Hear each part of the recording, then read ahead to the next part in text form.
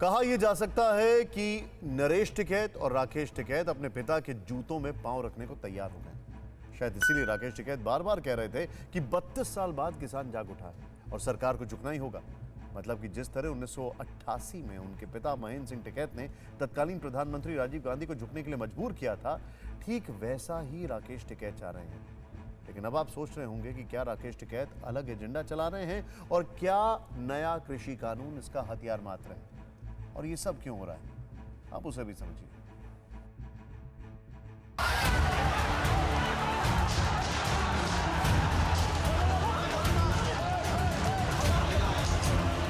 तारीख 29 सितंबर 2013, जगह सरधाना, मेरठ।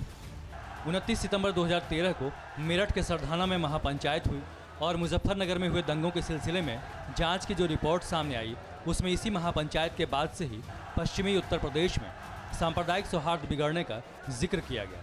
इन दंगों में दोनों पक्षों के कई लोगों के खिलाफ एफआईआर भी दर्ज की गई, जिसमें भारतीय किसान यूनियन के नेताओं के नाम भी शामिल थे। गन्ना बेल्ट के नाम से मशहूर यूपी के इस इलाके को कांग्रेस, समाजवादी पार्टी और बहुजन समाज पार्टी का मजबूत गढ़ माना जाता रहा है। इस इलाके में किसान और किसानों से जुड़े हुए मुद्दे ही हमेशा से हावी रहे हैं। माना जाता है कि सियासी पार्टियों ने किसानों के इन मुद्दों को भुना करके ही इस इलाके में वोट हासिल किए। लेकिन दंगों के बाद से ही यहाँ की राजनीति पूरी तरह से बदल गई। इस इलाके के राजनीतिक दंगल में बीजेपी ने जोरदार एंट्री मारी, इतनी जोरदार कि इस इलाके के सबसे बड़े और मजबूत किसान नेता माने जाने वाले चौधरी अजीत सिंह को भी हार का सामना करना पड़ा। दंगों का असर ये भी हुआ कि जिस गुलाम मोहम्मद जौला को किसान नेता महेंद्र सिंह टिकैत का बहुत करीबी माना जाता था, दंगों से आहत जौला ने खुद को भारतीय किसान यूनियन से अलग कर लिया और एक नया संगठन भारतीय किसान मजदूर मंच बना डाला। तारीख 29 जनवरी 2021, जगह सिसौली, मुजफ्फरनगर।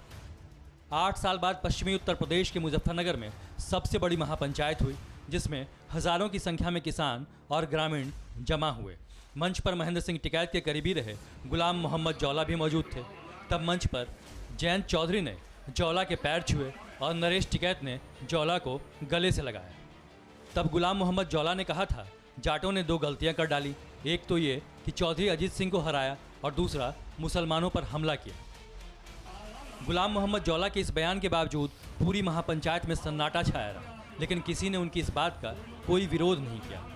कहा जाता है कि 4 दिन पहले जौला ने जो कुछ कहा, उसकी नींव 2018 के जनवरी महीने में ही पड़ गई थी, जब गुलाम मोहम्मद जौला और नरेश टिकैत ने मिलकर जाटों और मुसलमानों को आपस में फिर से जोड़ने की मुहिम शुरू की थी।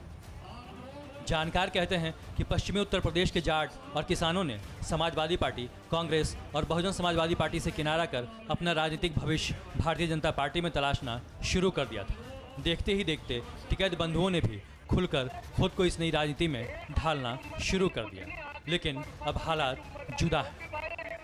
राकेश टिकैत समेत जिन नेताओं के खिलाफ एफआईआर हुई है 26 जनवरी की घटना के बाद, वो धाराएं जो लगाई गई हैं बड़ी गंभीर हैं। इनको पता है कि 10 साल 14 साल इतनी सजा हो सकती है, तो इसलिए ये आंदोलन अब अपने को बचाने के लिए है, कानूनी शिकंजे से बचाने के लिए आंदोलन हो रहा है।